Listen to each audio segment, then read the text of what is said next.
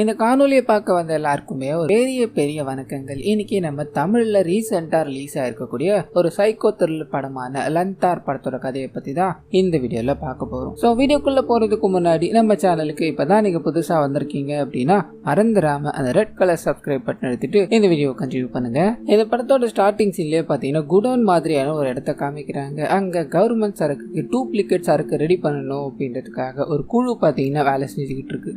அதுல இருக்க ஒரு நபர் சீக்கிரமா லோட் அனுப்புங்க, இன்னைக்கு நிறைய வேலை இருக்கு அப்படின்ற மாதிரி பேசிக்கிட்டே கேஷுவலா வெளியே வரும்போது அவங்கள பிடிக்கணும் அப்படின்றதுக்காக ஒரு போலீஸ் கூட்டமே காத்துக்கிட்டு இருக்கு. போலீஸ் வந்துட்டாங்கடா, எல்லாரும் இருந்து ஓடிடுங்கடா அப்படின்ற மாதிரி தகவல் கொடுத்து ஓட ஆரம்பிக்க பிரச்சனை என்ன அப்படின்னா அதுக்குள்ள போலீஸ் மொத்தமா வந்து பிடிச்சிருது. எல்லாரையும் நிக்க வச்சு எதுக்காகடா இந்த மாதிரி பண்ணிக்கிட்டு இருக்கீங்க, ஏற்கனவே டூப்ளிகேட் சரக்காலையும் கள்ளச்சாராயத்தாலையும் நிறைய பிரச்சனை போய்கிட்டு இருக்கு, இதுல உங்க பிரச்சனை வேறையாடா அப்படின்ற மாதிரி ஹீரோ இதுல பேசிக்கிட்டே இருக்கும்போது ஒரு நபர் நான் எப்படியா இருந்தாலும் வெளியே வந்துருவேன், எங்க தலைவர் வந்துட்டான்னு பணத்தை வாங்கிட்டு வெளியே விட போறீங்கன்னு சொல்ல அந்த சமயம்னு பார்த்து இதை பண்ணிக்கிட்டு இருக்காங்க இல்லையா, இவங்களோட மெயின் ஓனர் பாத்தீங்கன்னா என்ட்ரி கொடுக்குறாரு. சார் 50% வகையில எல்லாருக்கும் கமிஷன் கொடுத்துக்கிட்டு இருக்கேன், உங்களுக்கு என் மேல கையை வைக்கவே அதிகாரம் கிடையாது, என் ஆளுங்களே தொடுறீங்களா, முதல்ல கையிடுங்க சார்னு சொல்ல உன்ன இல்லடா உன் ஆளுங்களையும் சேர்த்து அடிப்பேன் அப்படின்ற மாதிரி எல்லாரையும் அடிச்சு வண்டியில ஏற்றி கூட்டு போக்கிட்டே இருக்காரு. கட் பண்ணா இவரோட டீம் மெம்பர் எல்லாரையும் பாத்தீங்கன்னா ஸ்டேஷனுக்கு போங்க, எல்லா வேலைகளையும் பாருங்க அப்படின்ற மாதிரி சொல்லிட்டு இவரோட மனைவியை பார்க்கணும் அப்படின்ற மாதிரி வீட்டுக்கு போறாரு. காரணம் என்ன அப்படின்னா இவரோட மனைவிக்கு ஒரு வித்தியாசமான பிரச்சனை இருக்கும். ஏதாவது பதட்டப்பட்டுட்டாங்க இல்ல பயந்துட்டாங்க அப்படின்னா மயக்கம் போட்டு போத்துன்னு விழுந்துருவாங்க. இதனால இவர் பாத்தீங்கன்னா அவங்கள கேர் பண்ணி பாத்துக்கணும் அப்படின்றதுக்காக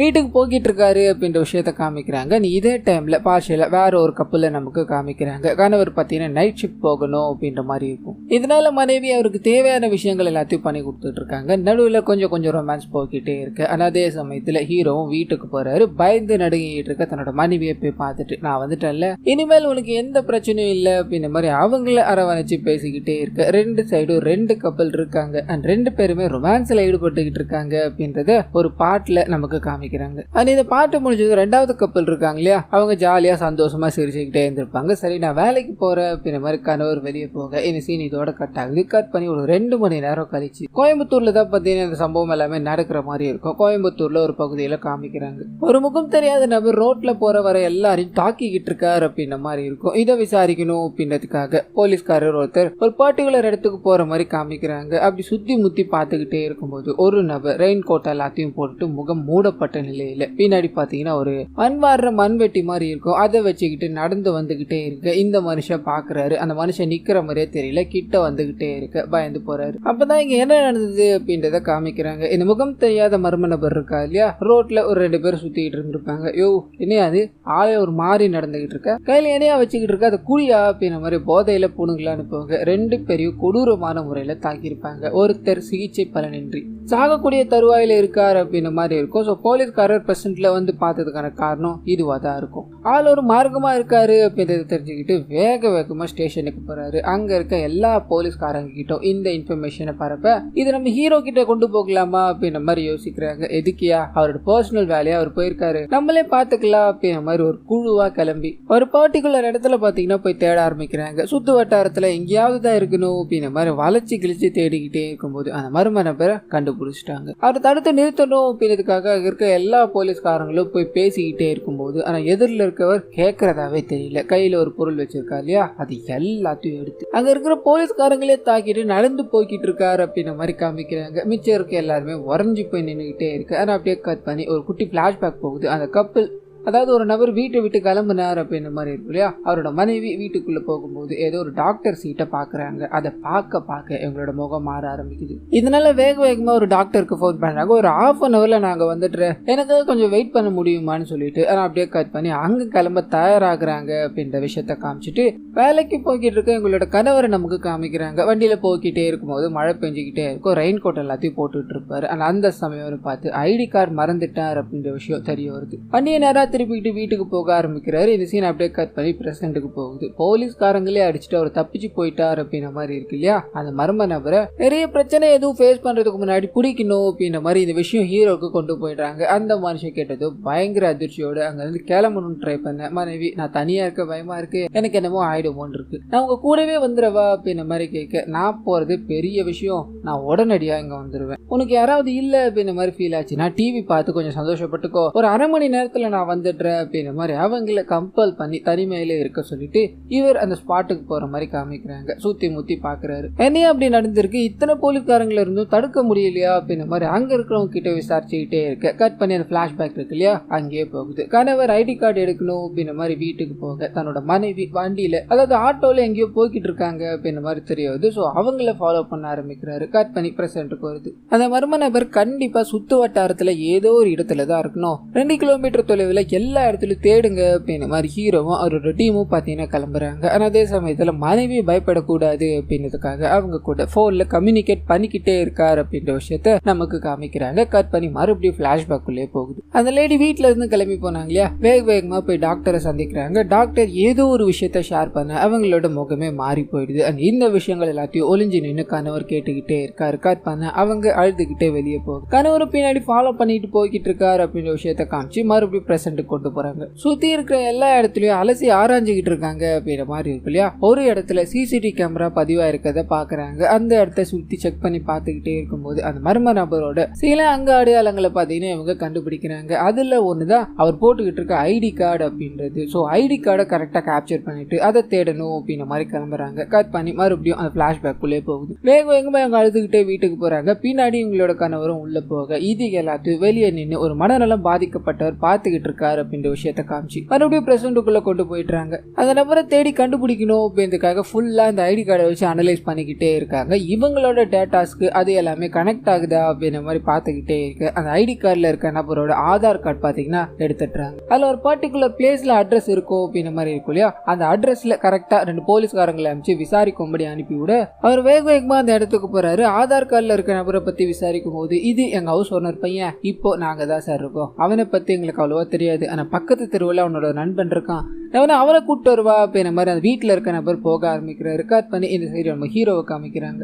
அந்த நபரை பத்தின டேட்டாஸ் எல்லாத்தையுமே கலெக்ட் பண்ணணும் அப்படின்ற மாதிரி பேசிக்கிட்டே இருக்கும்போது அந்த சமயத்துல தான் ஒரு பர்டிகுலர் பிளேஸ்ல ஏதோ ஒரு அசம்பாவிதம் நடந்துகிட்டு இருக்கு அப்படின்ற மாதிரி தகவல் வருது. இவரும் வேகமா கிளம்பி போய்கிட்டே இருக்கு. அதே சமயம் பார்ஷலா அவரோட மனைவி இடிக்கிற சத்தத்தை கேட்டு மயக்கம் போட்டு விழுந்துடுறாங்க. கட் பண்ணா இங்க இவர் போய் பாக்குறாரு. அந்த திருநங்கைகள் வேஷம் போட்டு நிறைய பேர் சண்டையிட்டுக்கிட்டு இருக்காங்க அப்படின்ற மாதிரி தெரிய வருது. அது எல்லாத்தையும் இவர் கண்ட்ரோல்குள்ள கொண்டு வரணும் அப்படின்றதுக்காக அங்க இருக்க எல்லாரையும் பிடிச்சி அடிச்சு நாட்டுல இப்பதான் கொஞ்சம் கொஞ்சமா அவங்க வாழ்ந்துட்டு வராங்க, அது உங்களுக்கு புரியலையாடா அப்படின்ற மாதிரி கேட்டுக்கிட்டே இருக்கும்போது அதுல இருக்க ஒரு நபர் தப்பிச்சு போகணும் அப்படின்றதுக்காக ஒரு செங்கல் எடுத்து ஹீரோ மேல தூக்கி அடிக்க எல்லாரும் இதுல டைவர்ட் ஆயிட்டு இருக்காங்க. அடி வாங்கிட்டு இருக்க எல்லாரும் ஓடி போயிட்டுறாங்க. இந்த விஷயத்த பாத்தீங்கன்னா ஒரு ரிப்போர்ட்டர் வீடியோ எடுத்துட்டு கட் பண்ணா மயக்கத்துல இருந்து ஹீரோட மனைவி பாத்தீங்கன்னா எழுந்துக்கிறாங்க. எழுந்து கேஷுவலா டிவியை பார்க்க தன்னோட கணவர் செங்கலால அடிபட்டு ஹாஸ்பிட்டலுக்கு போயிருக்காரு அப்படின்ற விஷயத்த பாக்குறாங்க. ஏத்துக்கவே முடியல. வேகமா ஏதாவது பண்ணணும் அப்படின்னு மாதிரி கிளம்ப போன தெரியாதனமா அந்த பெட்டோட சந்தில பாத்தீங்கன்னா போட்டு விட்டுட்டுறாங்க. எடுத்துட்டு போகாம விட்டுட்டுறாங்க.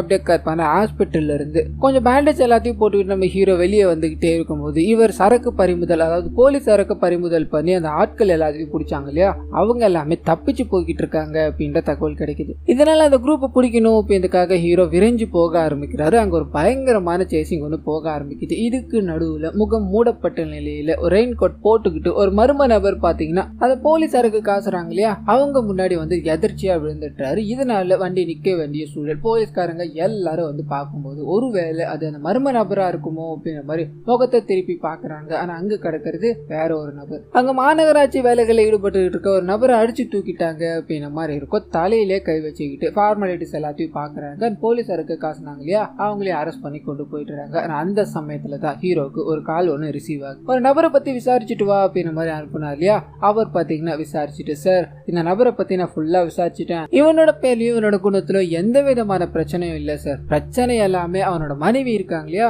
அவங்களால தான் சொல்ல. ஆனா அப்படியே கட் பண்ணி நடந்து போய்கிட்டே இருக்க அந்த மர்ம நபரை நமக்கு காமிக்கிறாங்க. ஒரு லேடி பாத்தீங்கன்னா வேலையை முடிச்சுட்டு வந்துகிட்டே இருக்கும்போது 2 நபரால ஸ்நாச்சிங் செய்யப்படுறாங்க. அவங்களோட நகையை புடுங்கினது மட்டும் இல்லாம இந்த மர்ம நபரை தேடி வந்துகிட்டே இருக்க கையில ஒரு பொருள் வச்சிருக்காங்க இல்லையா, அது எடுத்து ஒரே அடி 2 பேரும் கீழே விழுந்துடுறாங்க. அப்பதான் இந்த மர்ம நபர் யாரு அப்படின்ற விஷயத்த நமக்கு காமிக்கிறாங்க. அந்த ஐடி ஆபீசரோட மனைவி இருக்காங்க இல்லையா, அவங்க தான் பாத்தீங்கன்னா இவங்களா இருப்பாங்க. அவங்க 2 பேரையும் அடிச்சு போட்டுட்டு அதே மாதிரி பித்து பிடிச்ச மாதிரி நடந்து போய்கிட்டே இருக்காங்க. இந்த விஷயத்த பக்கத்துல நகைய பறி கொடுத்த லேடி இருக்காங்க இல்லையா, அவங்க பாக்குறாங்க, பேசாம இருக்காங்க. ஆனா அப்படியே கட் பண்ணா போலீஸ்காரங்களுக்கு இப்ப அவங்க எங்க இருக்காங்க அப்படின்ற மாதிரி அட்ரஸ் கிடைச்சிருக்கும். இதனால வேகமா அந்த இடத்துக்கு போய் பார்க்க வீட்டுல யாருமே இல்ல அப்படின்ற மாதிரி இருக்கும். வெளியே மனநலம் பாதிக்கப்பட்டவர் இருக்கா இல்லையா, அவர்கிட்ட ஏதாவது கலெக்ட் பண்ணலான்னு போக அந்த மனுஷனும் உண்மையை ஒழுங்கா சொல்ற மாதிரியே தெரியல. அம்மா போனாங்க வந்தாங்க அப்படின்ற மாதிரி உளறிக்கிட்டே இருக்காரு. அப்படியே கட் பண்ணி அந்த லேடியை பத்தியும் அவங்களோட கணவரை பத்தியும் அவரோட நண்பருக்கு தெரியும் அப்படின்ற மாதிரி சொல்லியிருந்தாங்க இல்லையா, அந்த நண்பர் மூலமா நம்ம ஹீரோக்கு ஒரு சின்ன பிளாஷ்பேக் பார்த்தீங்கன்னா ஓப்பன் அப் ஆக ஆரம்பிக்குது. அந்த லேடி உண்மையில என்ன பிரச்சனையில ஈடுபட்டுக்கிட்டு இருக்காங்க அப்படின்றது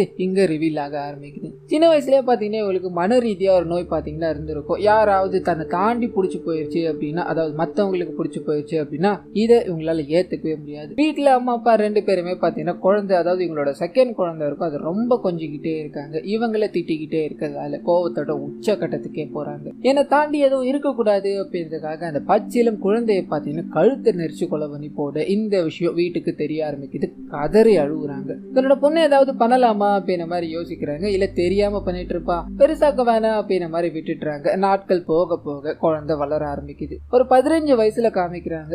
எங்களோட அம்மா பாத்தீங்கன்னா இவங்களோட துணியை பக்கத்து வீட்டுல இருக்க ஒரு குழந்தைக்கு கொடுக்கல அப்படின்ற மாதிரி ட்ரை பண்ணுவாங்க. இதை இவங்க தெரிஞ்சுக்கிட்டதும் எனக்குன்னு ஒதுக்கப்பட்டது இது யாருக்கும் போகக்கூடாது அப்படின்ற மாதிரி துணியை அப்படியே கருக்கி விட்டுருவாங்க. ஸோ இந்த மாதிரி ஒரு ஆட்டிடியூட்ல இருக்காங்க அப்படின்றதுனால அப்பா அம்மா 2 பேருமே கஞ்சானா இருக்காங்க. ஏதாவது பண்ணி ஆகணும் அப்படின்ற மாதிரியும் ஹாஸ்பிட்டலுக்கு கொண்டு போலாமா வேணாமா அப்படின்ற மாதிரி முடிவுலயும் இருக்காங்க. நாட்கள் போக ஆரம்பிக்குது. இளமை பருவத்துல காமிக்கிறாங்க. இவங்களுக்கு பக்கத்து வீட்டுக்காரர் நபரோட பாத்தீங்கன்னா காதல் ஏற்பட ஆரம்பிக்குது. இதோட விளைவா இவங்களுக்கு வயிற்றுல ஒரு குழந்தை உண்டாயிருச்சு அப்படின்ற மாதிரி இருக்கும். இந்த விஷயத்தை இவங்களோட காதலன் கிட்ட கொண்டு போக அவர் பாத்தீங்கன்னா பெங்களூர் வரைக்கும் நான் ஒரு இன்டர்வியூக்கு போறேன், எதுவா இருந்தாலும் வந்து பாத்துக்கலாம் அப்படின்ற மாதிரி அவங்கள சமாதானப்படுத்திட்டு கிளம்ப. ஆனா பிரச்சனை என்ன அப்படின்னா வீட்டுக்கு இந்த விஷயம் தெரிஞ்சு போயிடுச்சு. உன்னை சின்ன வயசுலயே உன் தம்பியை போட்டு தள்ள அப்படின்ற மாதிரி தெரிஞ்சது இல்லையா, ஹாஸ்பிட்டல் கொண்டு போய் சேர்த்திருக்கணும். இவ்வளவு நாள் பொண்ணாச்சு, ஒரே ஒரு பொண்ணாச்சுன்னு விட்டு வளர்த்தல, ஏன் தப்பு தாண்டி ஒழுங்கு மரியாதை ஹாஸ்பிட்டல் கிளம்பு, உன்னோட குழந்தைய நான் கலைச்சாகணும் அப்படின்ற மாதிரி அப்பா கோவமா திட்டி கூட்டு போய்கிட்டே இருக்க. கட் பண்ணி ஹாஸ்பிட்டல்ல காமிக்கிறாங்க. குழந்தைக்கு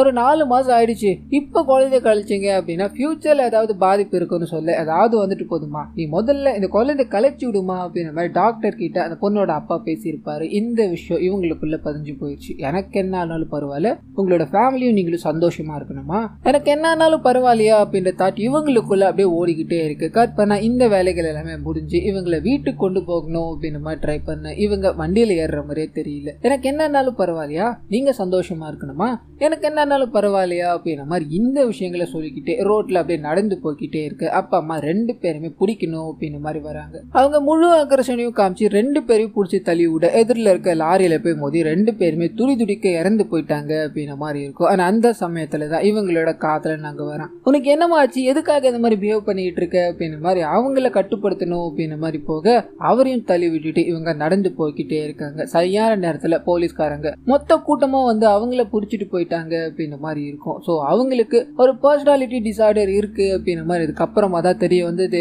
அவங்களோட காதலன் பாத்தீங்கன்னா சொத்து எல்லாத்தையும் வித்து அவங்கள வெளியே கொண்டு வந்தார் அப்படின்ற மாதிரி இருக்கும். அவங்களோட எமோஷன் பயங்கரமா அட்டாக் ஆனதால தான் இந்த நோய் வந்துருச்சு. அவங்களோட எமோஷன்ஸை கண்ட்ரோல்குள்ள வச்சிருக்கணும் அப்படின்ற மாதிரி டாக்டர்ஸ் எல்லாமே சஜஸ்ட் பண்ணி அவரை வீட்டுக்கு அனுப்பி விட 1 மாசம் காலம், அதாவது 30 நாட்களுக்கும் மேல அவங்க பாத்தீங்கன்னா அப்படியே ஒரே நிலையிலே இருப்பாங்க. எந்த எமோஷன்ஸும் காட்டாம இருப்பாங்க. இவர் கேர் பண்ணி பார்த்துக்கிட்டே இருக்கிறதால கொஞ்சம் கொஞ்சமா மாற ஆரம்பிக்கிறாங்க. கம்ப்ளீட்டா சேஞ்சஸ் தெரிய ஆரம்பிச்சிருச்சு. இந்த ஊர்ல இருக்க வேணாம் அப்படின்ற மாதிரி வேற ஒரு ஊருக்கு ஷிஃப்ட் ஆகி வந்திருப்பாங்க. வாழ்க்கை சந்தோஷமா போய்கிட்டே இருக்கும்போது அவங்களோட எமோஷன்ஸை தூண்டுற வகையில ஏதோ ஒரு சம்பவம் நடந்திருக்கு போல அப்படின்ற மாதிரி பேசிக்கிட்டே இருக்கும்போது அந்த நபரோட வீட்டுல தான் இவங்க நின்று இந்த விஷயங்கள் எல்லாத்தையும் பேசிக்கிட்டு இருக்காங்க இல்லையா, அப்ப மாடி மேல ஏதோ சத்தம் கேட்குது அப்படின்ற மாதிரி தெரியாது.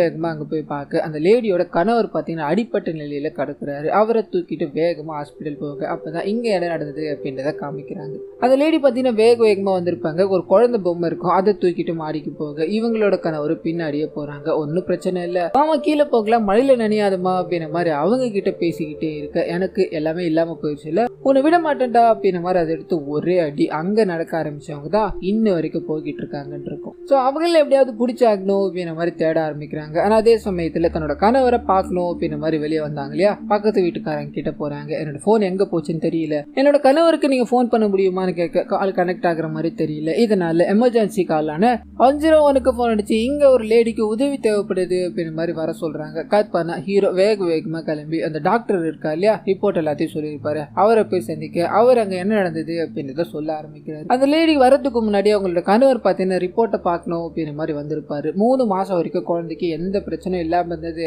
4வது மாசத்துல அவங்களோட வயிற்றுல ஒரு கசிவு ஏற்பட்டு குழந்தை அழுகி போய் உள்ளே இறந்து போயிடுச்சு அப்படின்ற விஷயத்த சொல்றாங்க. இப்ப ரிமூவ் பண்ணல அப்படின்னா அவங்க உயிருக்கே ஆபத்து, உடனடியாக அவங்களை ஹாஸ்பிட்டல் கூட்டுவாங்க அப்படின்ற மாதிரி டாக்டர் சஜஸ்ட் பண்ண, ஆனா கணவர் இதுல ஒரு பெரிய பிரச்சனை இருக்குன்னு சொல்லி அவங்களுக்கு இருக்க பர்சனல் டிசார்டரை பத்தி சொல்ல ஆரம்பிக்கிறாரு. டாக்டரும் சரி எப்படியோ என்னதான் இருந்தாலும் இது ஆபரேஷன் பண்ணி தீர்க்க வேண்டிய பிரச்சனை தான், ஏதாவது சொல்லி கூட்டு வாப்பா அப்படின்ற மாதிரி சஜஸ்ட் பண்ணி அனுப்பி விட்டுருப்பாரு. ஆனா அதுக்குள்ளதான் அவங்க உண்மையை கேள்விப்பட்டு என்னோட குழந்தை போனதுக்கு இவங்க தான் காரணம் அப்படின்ற மாதிரி எமோஷன்ஸ் ஹைல கொண்டு போய் இப்ப கண்ட்ரோல் பண்ண முடியாம எல்லாரையும் தாக்கிக்கிட்டு இருக்காங்க அப்படின்ற மாதிரி இருக்கும். ஸோ விஷயங்களை கேதர் பண்ணிட்டாரு. சுத்தி இருக்க எல்லாரையும் அலர்ட் பண்ணிட்டு இவர் பார்த்தீங்கன்னா தன்னோட மனைவியை பார்க்கணும் அப்படின்ற மாதிரி கிளம்ப ஆரம்பிக்கிறாரு. காரணம் என்ன அப்படின்னா இது நேரம் வரைக்கும் அவங்க கால் எடுக்கல, ஏதோ தப்பா இருக்குமோ அப்படின்ற மாதிரி ஃபீல் பண்ணி வீட்டுக்கு போக ஆரம்பிக்க. ஆனால் அதே சமயத்துல இவங்க 101க்கு ஹெல்ப்லைனுக்காக ஃபோன் பண்ணி காத்துக்கிட்டு இருக்காங்க இல்லையா, அவங்க வீட்டு அட்ரஸ் கரெக்டா கிராக் பண்ண முடியல. ஒரு பர்டிகுலர் பிளேஸுக்கு வர முடியுமான்னு கேட்க ஹீரோயின் தனிமையில அங்க போக ஆரம்பிக்கிறாங்க. ஆனா அதுக்குள்ள பாத்தீங்கன்னா ரொம்ப நேரம் ஆயிடுச்சு, அங்க கிளம்புறோம் அப்படின்ற மாதிரி அந்த போலீஸ்கார குழு பாத்தீங்கன்னா கிளம்பிடுறாங்க. இதனால இவங்க என்ன பண்ணுதுன்னு தெரியாம நின்னுகிட்டே இருக்கு.